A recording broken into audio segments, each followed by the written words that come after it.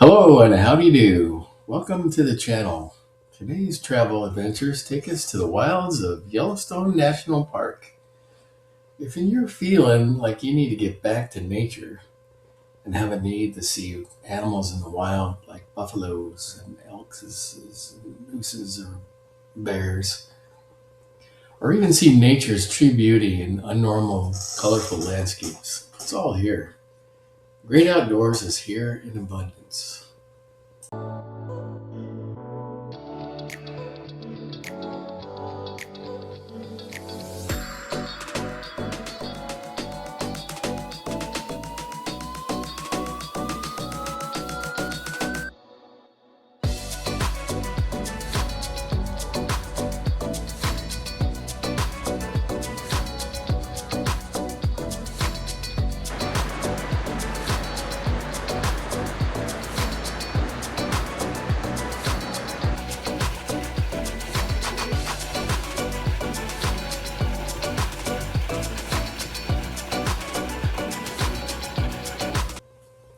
So before we look at some of the things that we did see as we walked and drove among giants and geysers, it should be known that we visited this beautiful park where the earth breathes, scalds, and wild animals roam completely untamed in August of 2025.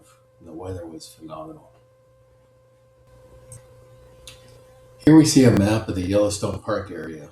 There are five official entrances that span over three states, including the lion's share that is located in northwest Wyoming. We stayed in an RV park at Henry's Lake. If you look at the left side of the map, you'll see it.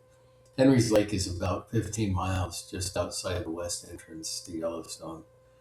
But before we enter Yellowstone, just a few miles south of Henry's Lake is a little Tom Sawyer adventure to see Johnny Sack's cabin. Johnny Sack was an interesting man. He built his cabin around the Great Depression area, and he lived on the land. You can see a quick tour of the cabin.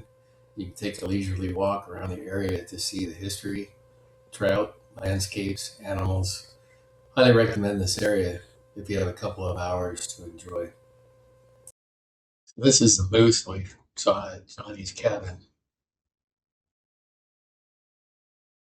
He's eating the greens. Looks like he's eating the greens or something. Right. He's been underwater there for a while. Maybe he's parked trout. Yeah, he's eating the greens. How about that? He probably eats like a couple of Californians a day too, because they eat the leafy stuff and then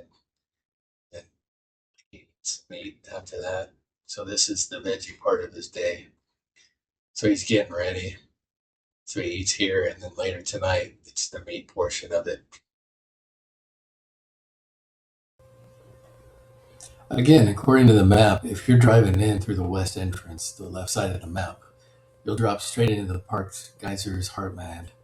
Plan on sharing the road with plenty of other vehicles and bustling crowds.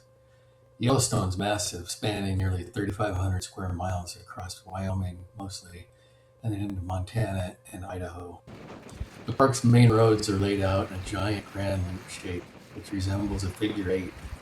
The bottom portion of the eight is approximately 100 miles and has the popular stops like Old Faithful, Grand Canyon of the Yellowstone, Grand Prismatic, Yellowstone Lake.